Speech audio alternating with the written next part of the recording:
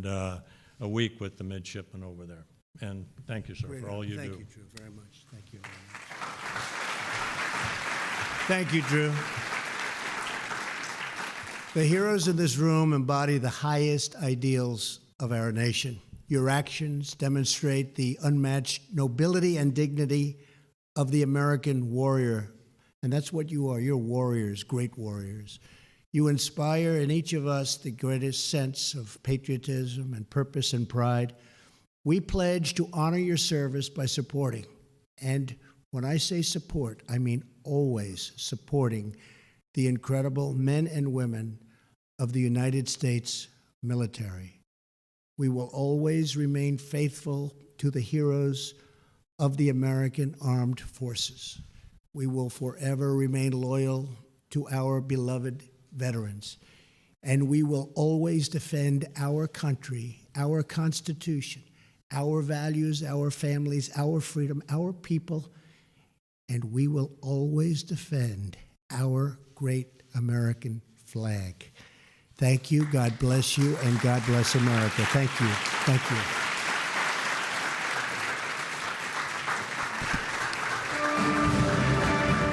Ladies and gentlemen, please remain at your seats until the President has departed the East Room.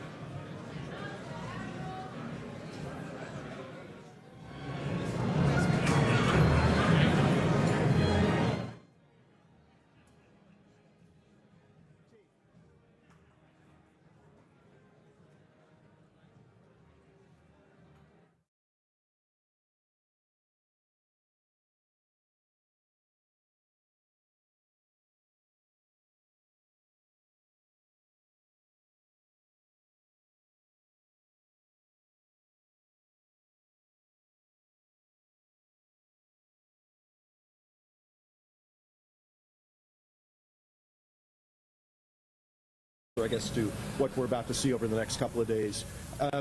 Appreciate it. We know that we're a little bit off the beaten path this morning. Wanted to put this public safety briefing together with the expected impending storm that we have that's looming, that's been the talk of the town for good reason. We've got all the big players here with us this morning to talk about operations, preparedness, and what the community should really pay close attention to in the coming days. But before we do get rocking and rolling, we've got a number of guests here who found time to break away from busy schedules. Mayor Pro Tem Julie Eiselt here with us this morning. Assistant City Manager Kim Eagle, thank you. Appreciate the turnout. And Willie Ratchford from Community Relations. I saw Councilmember Braxton Winston there as well. Willie, Ms. Eiselt, and Mr. Braxton will all be available for any kind of one-offs that anybody's interested in facilitating at the conclusion of this. I'd like to get started, though, this morning with Chief Johnson from Charlotte Fire to talk about Fire's role in this whole equation, what they're doing from an operational standpoint. And he also has some important information that he wants to push concerning some weather patterns that are changing. Chief Johnson. Thank you, Rob, and good morning. We got a recent weather update this morning that really changes the path of Hurricane Florence. It is taking more of a south and westward track, which means Charlotte will be more affected than previous forecasts. It is tending to move a little bit slower than anticipated. So the effects here in Charlotte probably won't be seen until Friday night, early Saturday. We're looking at winds anywhere from 30 to 35 miles per hour sustained, but the rain totals is what should concern all of us. Originally 4 to 8 inches, now we're talking anywhere from 8 to 12 inches of rain. We are going to see some flooding here in the city. The fire department has prepared. We are going to be upstaffing units, putting additional fire apparatus in service. starting Friday evening. We're also going to have our communications center will also be upstaffed. Some of the safety messages we've been putting out basically is to be prepared. With the winds and the amount of rain that we're going to see, we're going to have trees down, power lines down, we're going to lose power. So citizens should be preparing an emergency kit, be prepared to be without power for 3 to 4 days, with water, non-perishable food. Don't forget our pets. We often forget our pets, so let's not forget our pets. Some of the other things is you need to stay alert. So Charmec alerts. You can check the City of Charlotte website. We have updates and information there. So please be aware that this is coming. This is going to be a dangerous storm, and we need to be prepared. I'd like to also mention that we need to start using the term turn around, don't drown. Whenever we see standing water or moving water, please do not drive through standing water or moving water. I believe we had that issue just last night from a typical thunderstorm. It's going to be much worse when we get to the effects of the hurricane. So the fire department is prepared. We've been working in collaboration with the public safety partners here as well as other city departments, and the city and the county are prepared for this event. Thank you. We'll bring up Chief Graham from Emergency Management. Good morning. I'm Battalion Chief Robert Graham, Deputy Director of Charlotte-Mecklenburg Emergency Management. As many of you know, County Emergency Management is a function of the City of Charlotte, and the Fire Department houses that function. Normally, I would not read a prepared statement, but this morning I will because I want to make sure all the information gets out to everybody. Charlotte-Mecklenburg Emergency Management and our partners in public safety are closely monitoring the progress of Hurricane Florence and evaluating the potential effects to Mecklenburg County. We have opened the Mecklenburg County Emergency Operations Center and are working closely with partners in preparation efforts. We encourage residents to continue their preparation efforts. Know where to get important information and updates. Sign up for Charmec alerts to get notifications based on your location. Additionally, you can text the word Charmec, all uppercase, to 888-777 to get text updates specific to this weather incident. Additional resources and information can be found by going to charlottenc.gov and clicking on the alert banner.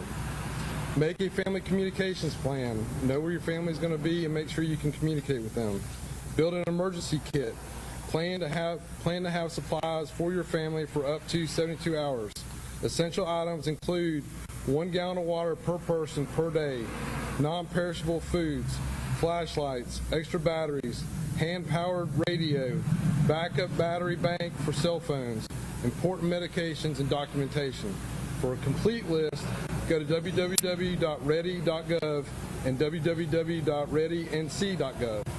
Check on neighbors that might need assistance. This is important. We build a resilient community, but we are only a small portion of that, so we have to check on all our neighbors. Charlotte-Mecklenburg Emergency Management, in coordination with the American Red Cross, CMS, and Mecklenburg County, is assisting in the activation of 5 shelters for evacuees from North Carolina coast. The safety of Mecklenburg County residents is our primary focus, and planning efforts are in place to open shelters for local residents should the need arise. Basically, what we're saying is we're not going to turn anybody away. However, this time the shelters are open primarily for folks that are evacuating from the coast because they're the ones that are going to need sheltering.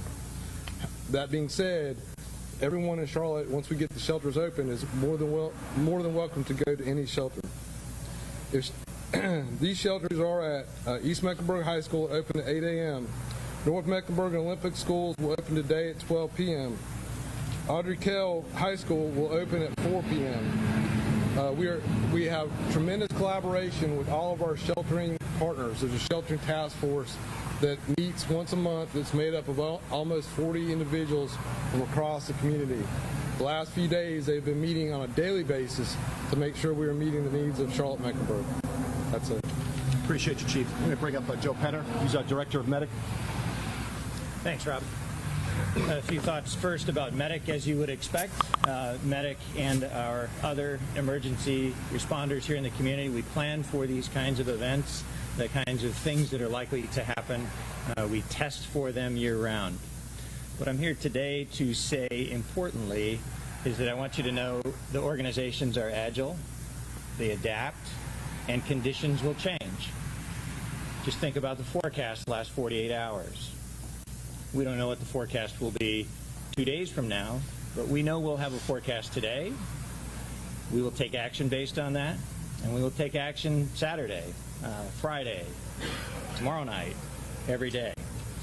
So we can't see to the end, but we can see what we see today, and I can assure you our organizations have been training for these kinds of events for a long time. Planned and prepared. Second thing I'd like to say about our organizations is that each gets pulled in different directions, but we are retaining capacity here in Charlotte to take care of whatever comes our way. Medic does have some resources, a strike team and a bus on the East Coast. We've evacuated a nursing home in Jacksonville, I believe, and are awaiting other mission assignments today. I'd also like to reiterate some of the comments. I don't know that you need the specifics. You've heard the website address, so please get that right and get it out to your public, our public. But what I need to ask you to do with that is to get them to look at it. We just rattled off a lot of resources, and that's great. I need people to do what those resources suggest be done. I need you to look at your medications. I need you to check in on your neighbors. I need you to be a neighbor. Where this goes, we don't know. Right now, we're taking the threat very seriously. Finally, I want to tell you how prepared Medic is at our new location. We're extremely grateful for the community's investment in preparedness and security. We take that seriously. Our staffing is prepared. We scale up as needed, and we're extremely strong going into this storm. We have 3 weeks of fuel supply on hand to power the backup generators that back up the backup generators. There's a lot of redundant systems in place. So to close, our teams are prepared, and we are working well together. Thank you. Police Chief Kirkputney. Good morning. Very briefly, a couple of things I want you to know. One is preparation, the other is collaboration. As a community, we need to have our families prepared. You've heard repeatedly, be ready to sustain yourself for at least 3 days. Prepared with your necessities, food, water, fuel. This is the time to get all those preparations made. Collaboration. I just want the community to know that we on the local, state, and federal level plan for this. Now it's time to execute that plan. I just want you as a community to know you're in good hands. We're working together seamlessly, and we're going to continue to communicate. The only thing I ask is use 911 for emergency situations. We will have 311 operational, and we will, through the weekend, have a non-emergency number that you can call. Again, let's be safe. We'll get through this together. Questions? For any of the chiefs? Chief Director? Yes. I heard reports that Orange County, Florida, fire rescue is coming up, along with other agencies in Florida to assist up here. I have not heard that. We did have some initial reports that we were going to be housing a FEMA USAR team, but that has not been confirmed.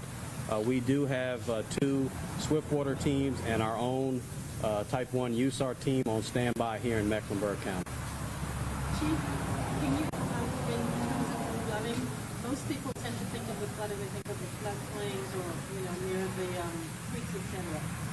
Can you talk a little bit about whether everyone should be on guard for flooding or just in those areas? I wouldn't be able to say specifically that. I'd have to leave that to the forecasters as well as maybe our GIS personnel to kind of outline where the floods could be. Just remember that the other day they were talking about record rain here in the state. So I would anticipate we may see flooding in areas that we don't normally anticipate flooding. So I would say everyone should be prepared for that. Chief, how does the Swiftwater team train for that, for rescues that may happen in streets and neighborhoods that you're not used to performing in? We train regularly with that. I believe we have the Whitewater facility here that we train there as well. So we do a lot of training to prepare for this. Boat operations, we have lakes here as well to kind of facilitate that. For those that are homeless in some of the low-lying areas, some of the flooded areas, I mean, what is going to be done to make sure that they are safe and everything to get them to some of these shelters? We are still working to communicate with those that don't necessarily have access to the internet and those things. We've been in constant communication with some of the shelters to make sure that their capacity will be able to be increased to assist with that. And for the shelters that are going to be open, are they going to be just for everyone? Are they going to be divided into families, men and women, anything like that? I'm going to have to allow Chief Graham to answer that as far as the specifics is concerned, or maybe even American Red Cross. Yeah, so what was say the question one more time?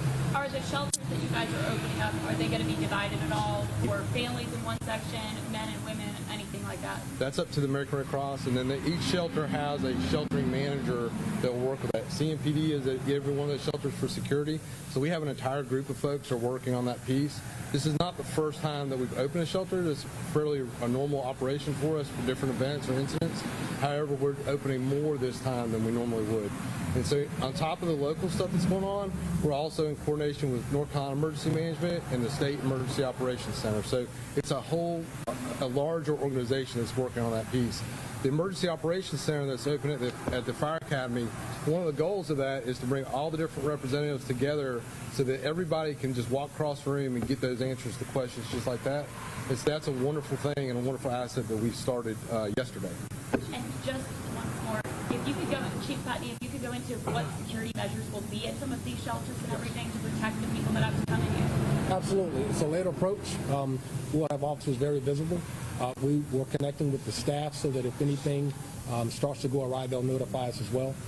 We will have personnel at every one of the locations as a proactive measure to be very visible, but also adequate resources based on our staffing level to respond beyond, if it goes beyond that.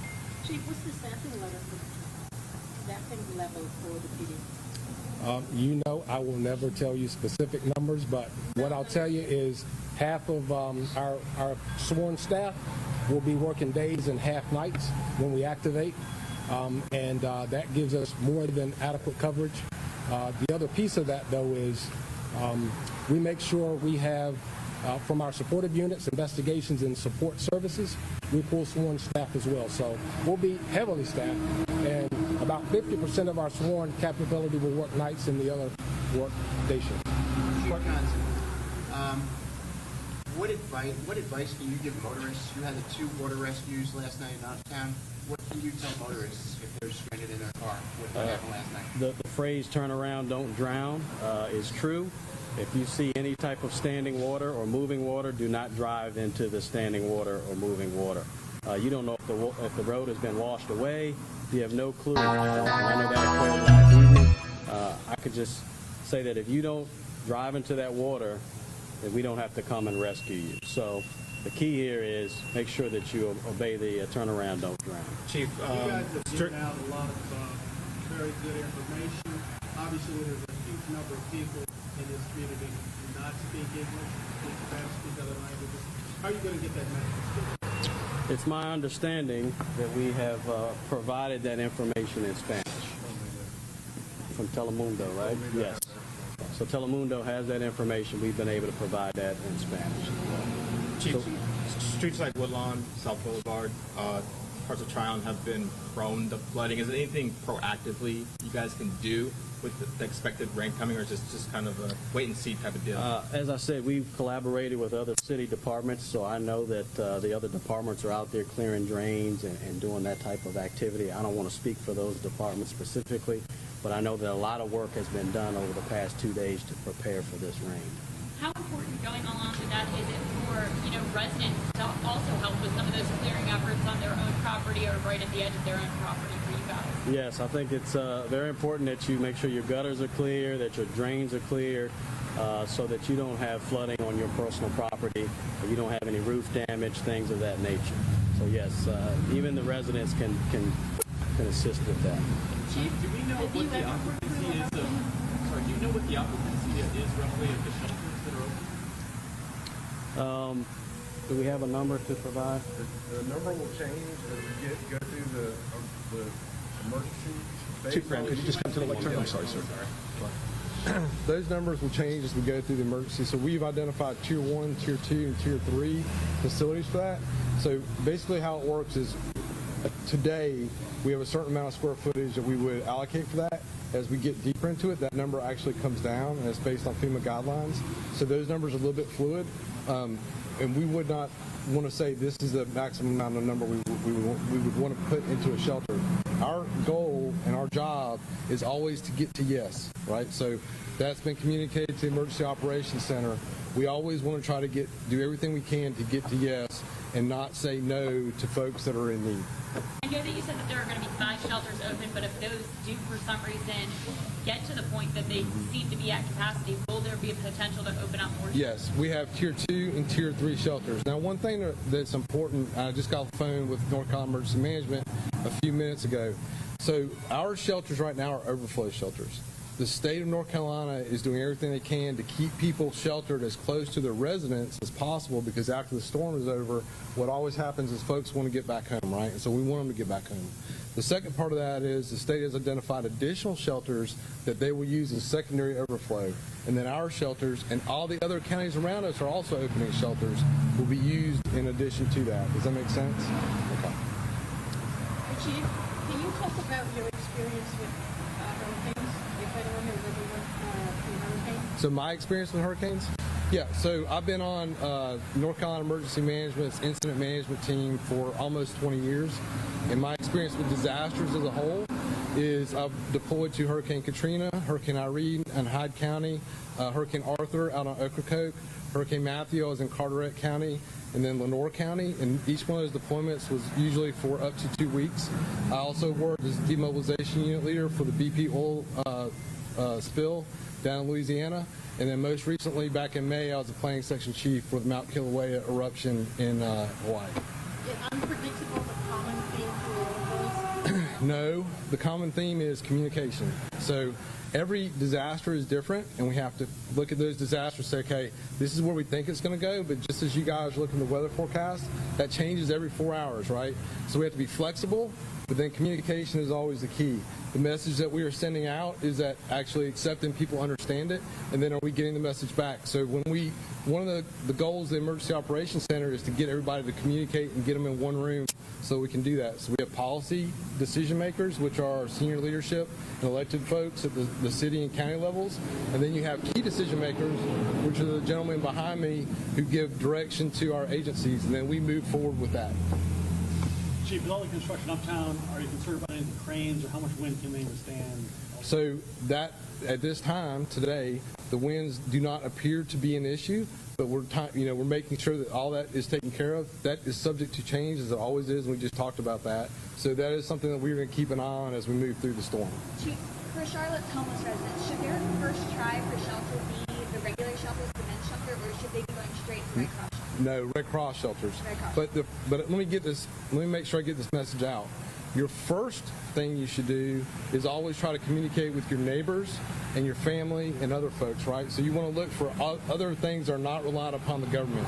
The government has to be the last step in that process, and that's consistent with FEMA's message, right? So when we talk about having to take care of yourselves for 72 hours, that's important.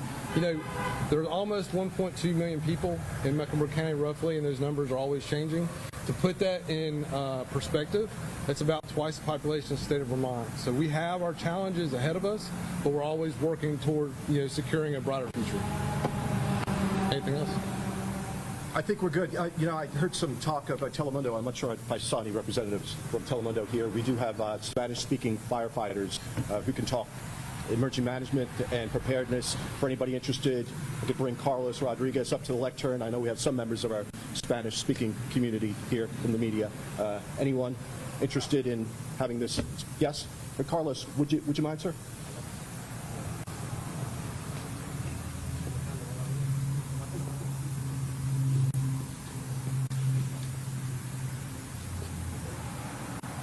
Buenos días. ¿Pregunta? Bueno, esta mañana estuvimos en la radio, Carlos. Una de las cosas que la comunidad tiene temor es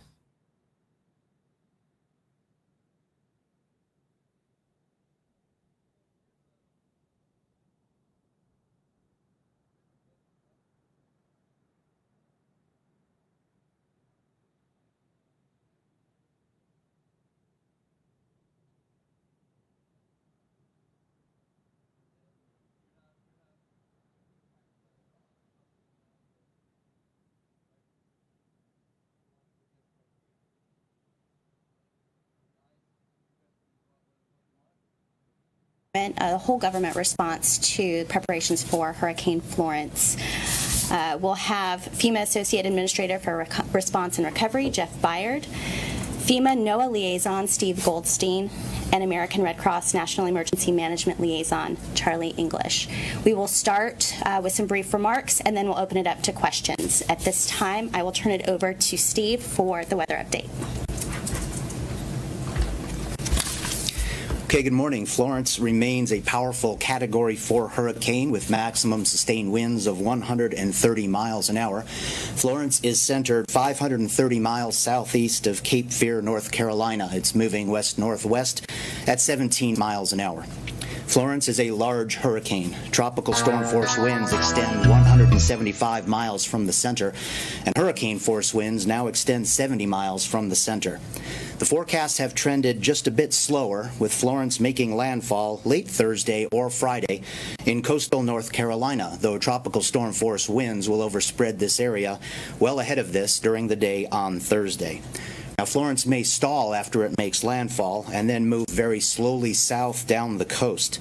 This could mean that parts of North and South Carolina near the coast will experience hurricane force winds and hurricane conditions for 24 hours or more. Hurricane watches and warnings, as well as storm surge watches and warnings, are in place across coastal North and South Carolina. In North Carolina, of concern is the Pamlico Sound, the Pamlico River, and the Neuse River, where 9 to 13 feet of storm surge is forecast, especially during times of high astronomical tides. Also of concern is the Wilmington area and surrounding beaches. Once the storm does move inland, the inland flooding threat is extreme. 15 to 25 inches of rain is forecast, with up to 40 inches near the exact center of Florence. There is a large area forecast of 10 inches of rain or more across much of the state of North Carolina Friday into Saturday. Now, the remnants of Florence will then dissipate and spread out. Interests in the Central Appalachians, Tennessee Valley, southeastern U.S., and Ohio Valley, as well as the Mid-Atlantic, should remain vigilant to some sort of heavy rain and flash flood threat as we get into next week. The next update from the National Hurricane Center will be at 11 o'clock Eastern Time.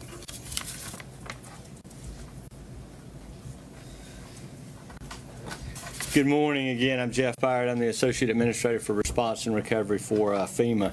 The President's declared declarations in South Carolina, North Carolina, and Virginia. I want to first thank the media for the messaging that got out yesterday, and I want to continue in advance. Thank you again today. We need our message out that this is a very dangerous storm. It's going to impact many of our citizens in multiple states, not just on the coast, but definitely inland. More to follow on that, but I need to reemphasize this is a dangerous storm. We ask that you heed the warnings. Today's the day. It's a team effort, just as I think the media, you're part of the team, is getting our message out of the importance and the dangerous nature of this storm. But right now it's time for our citizens to be a part of the team and heed those warnings and evacuate if you're in one of those zones.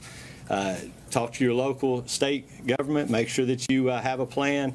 Download the FEMA app. Go to ready.gov to make sure you're ready.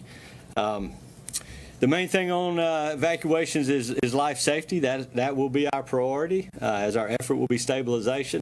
But you need to evacuate if you're in one of the evacuation zones. I ask that you do that for your own safety and also for the safety of our first responders. We don't want to put additional risk on our first responders when this storm. We know what's coming. You hear NOAA, you hear the science, you know the dangers, and it's time to evacuate and be a part of the team.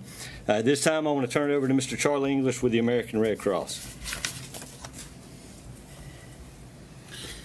Thank you, Jeff. We appreciate your and Administrator Long's inclusiveness as being part of the team, along with the other private nonprofits and faith-based organizations. We'd like to encourage all residents to, number one, have a plan. Know what you're going to do ahead of time. Don't wander about aimlessly and take off somewhere and not knowing where you're going to go and where you're going to seek refuge. Number two, get a kit. Know what you're going to put in your kit. Shelters are a safe haven, but they're not a resort. So you're going to need your toothbrush. You're going to maybe need pillows. and things of that nature to sustain you. Don't forget your medicines, and don't forget to take care of your pets as you come. Number 3, know how you're going to get warned. Know the apps you want to download, the news media apps that will warn you and keep you abreast of what's going on. Would also encourage you, like Administrator Baird just mentioned, to download the FEMA app. Red Cross also has an app. If you would download that, it will give you up-to-date information on where shelters are being opened as they are opened. Thank you. We'll now open it up to Q&A. Okay. Please state your name and affiliation, if you would. Yes, ma'am. Eva McCann, Spectrum News.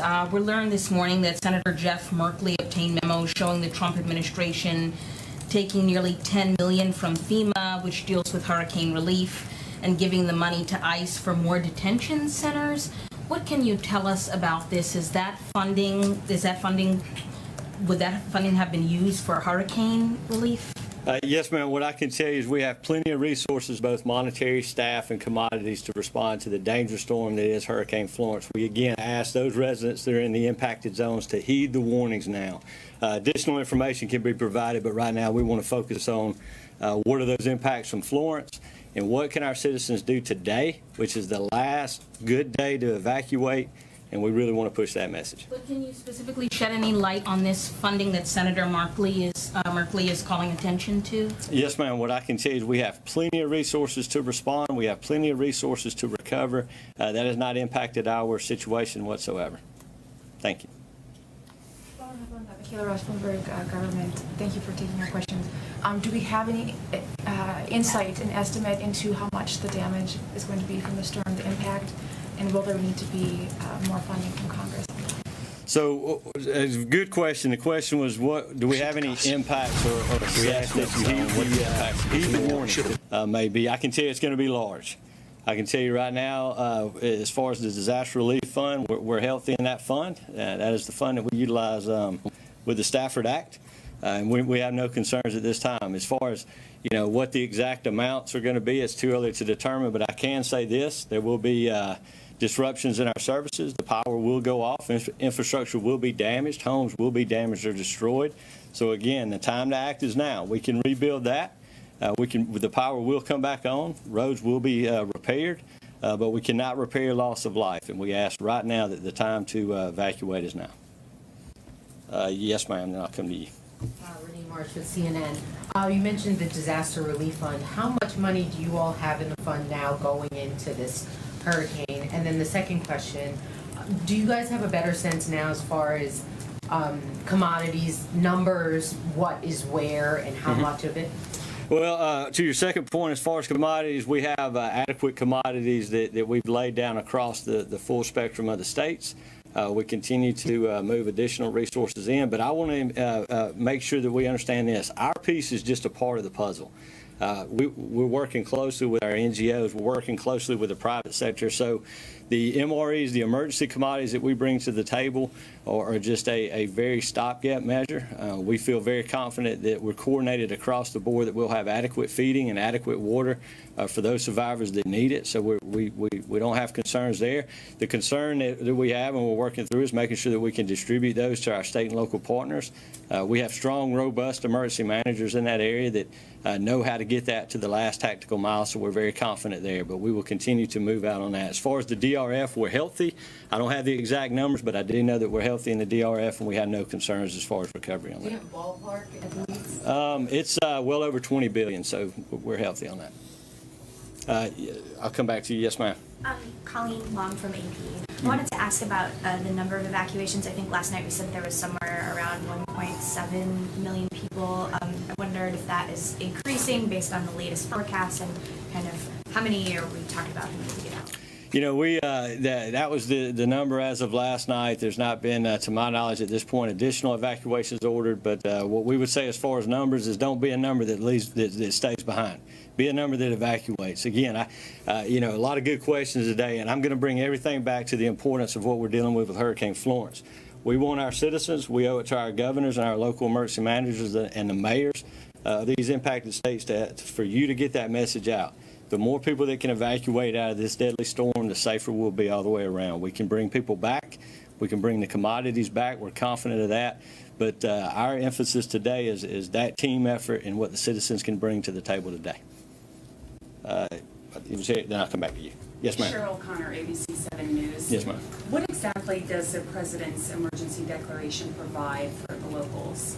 Right. So there's several types of declarations. What we've been authorized, what the President's authorized, that any resource that a state needs at this time that the federal government can provide can be provided. It allows us to move resources in. It allows us to engage assets and resources like Urban Search and Rescue, Department of Defense, Health and Human Services, FEMA, our commodities, our emergency commodities, and other things. Those declarations will be assessed, obviously, as impacts, and we'll go up from there. That's a process that we work closely with our states on and the White House on. We're confident that we'll get the resources we need and the programs we need to affect positive outcome. Is that, I guess? Yes, ma'am.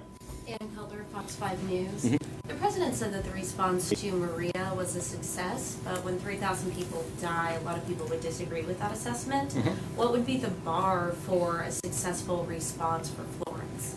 So, let me set the expectations. A successful response, obviously nobody wants any deaths. And we can, that's the importance of today, is saying, hey, get out. If you're in an area where you know it's going to flood, or if you're in a mandatory evacuation area, or you just don't feel your home is safe, now's the time to evacuate. We have shelters, we have other means.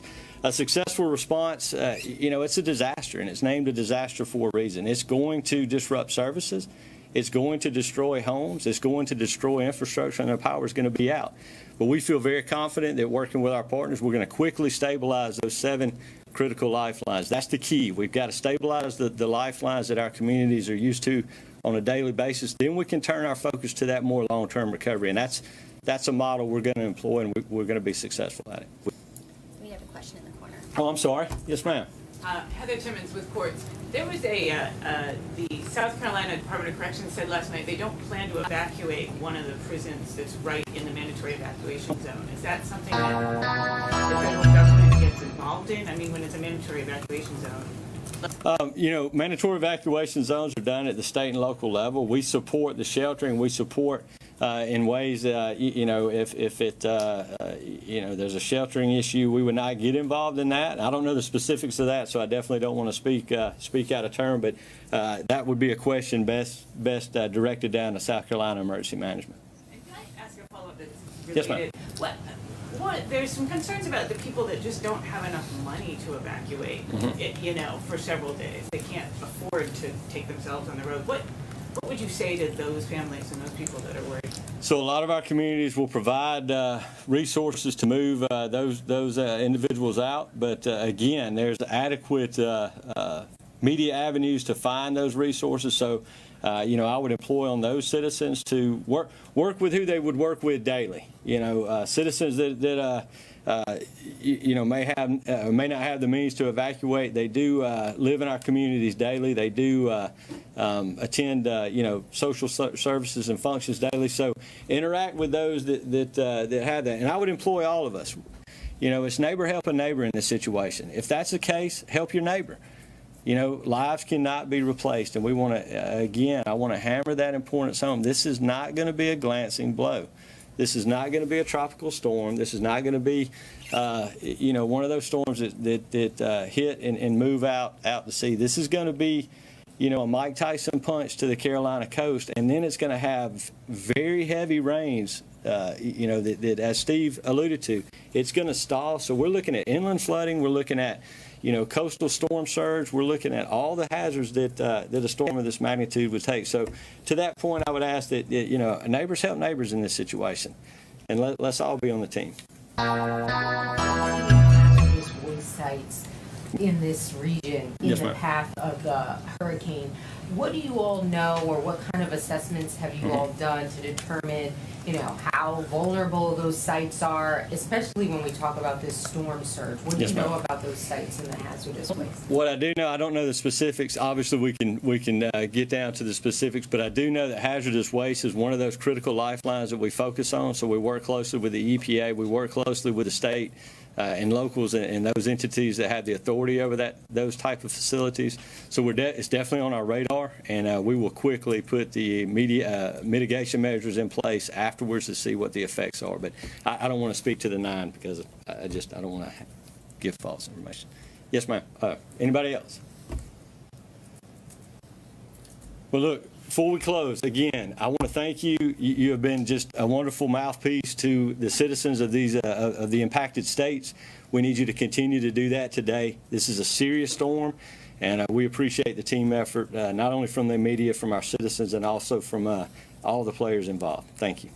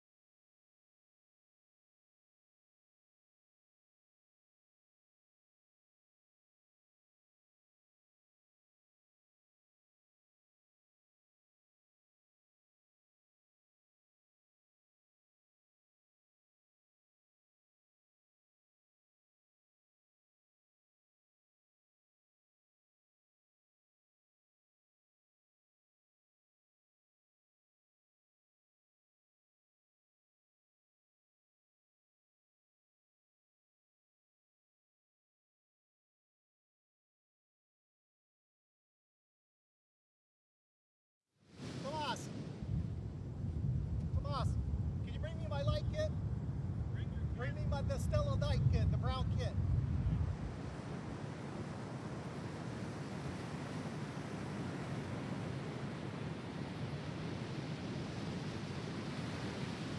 Hi there, Harrigan here. Thank you.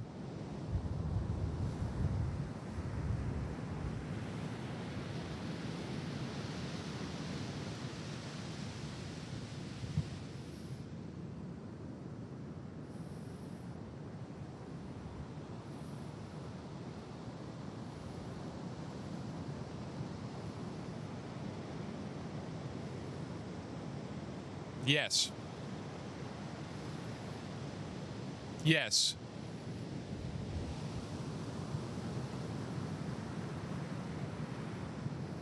Yeah.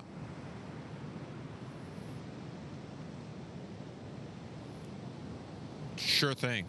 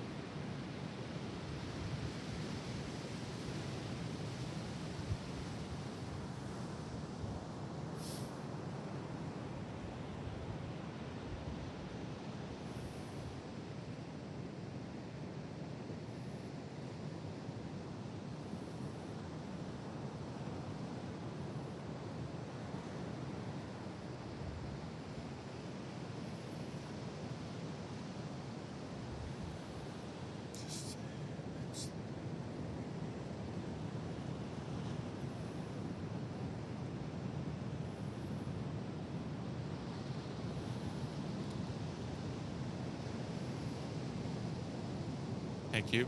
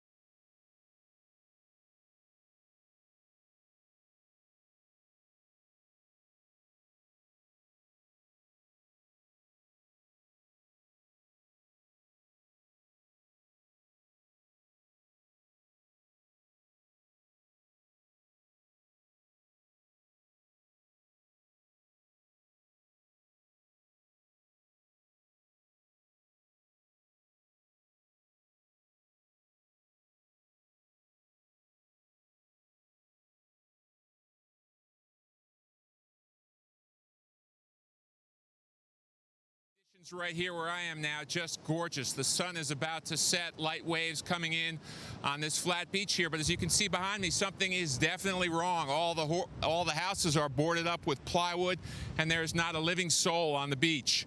This town is almost completely empty. It feels weird, like a ghost town. All day we saw, because some of them told us they're not sure what they'll come back to after this storm is over.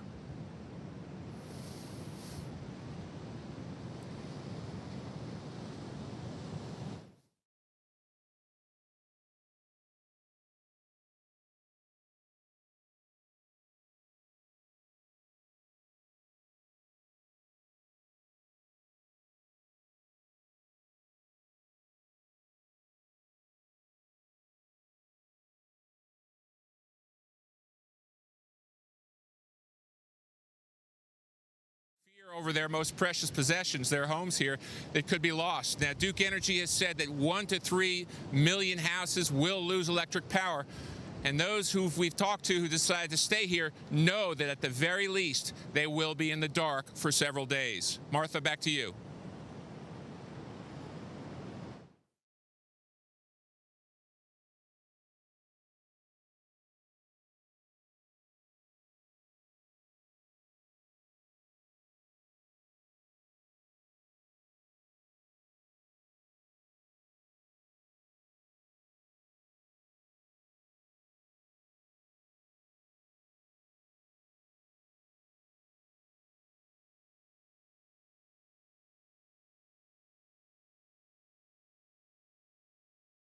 Waste from the hog farms. So there's real concerns when you get such a tremendous amount of rain, the damage that the rain and the excess water could cause. But as far as nuclear safety, I can't tell you anything on that, Martha.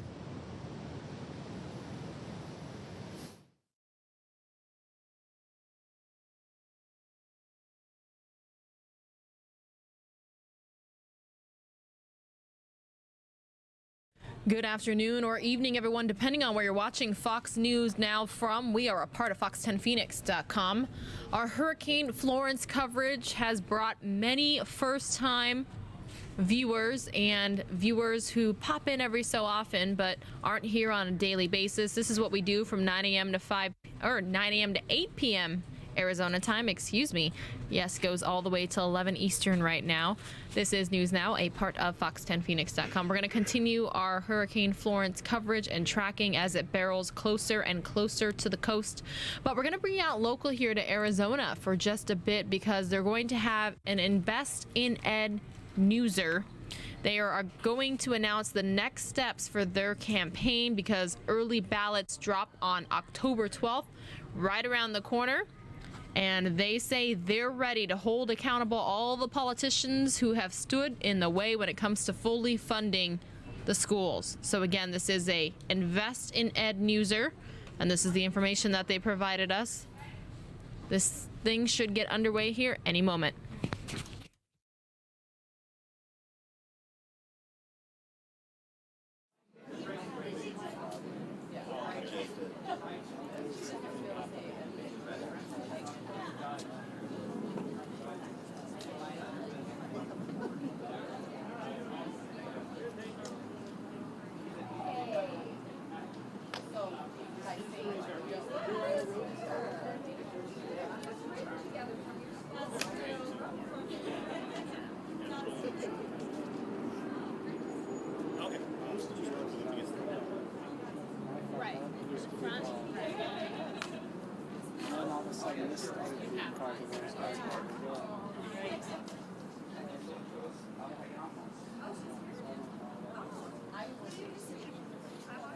It's funny, all those years I worked at the lead, I think I only came over here one time. I didn't work on the legislative side. I was on the communications staff.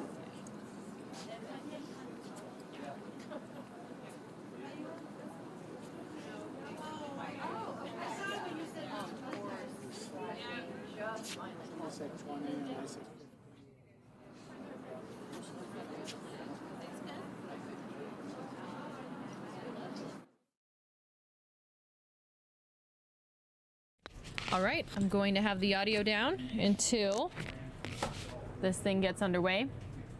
Just want to let you know it was expected to start around 4 o'clock-ish, currently 4:08 here in Arizona. This is a local news story. Information we got: the Invest in Ed Steering Committee is going to be announcing next steps for their campaign. Early ballots going to go out a month from now. They say they are looking to hold the politicians accountable when it comes to fully funding schools. So that's what the Invest in Ed group says. Going to listen in on what they have to say here while continuing to keep a very close eye on Florence.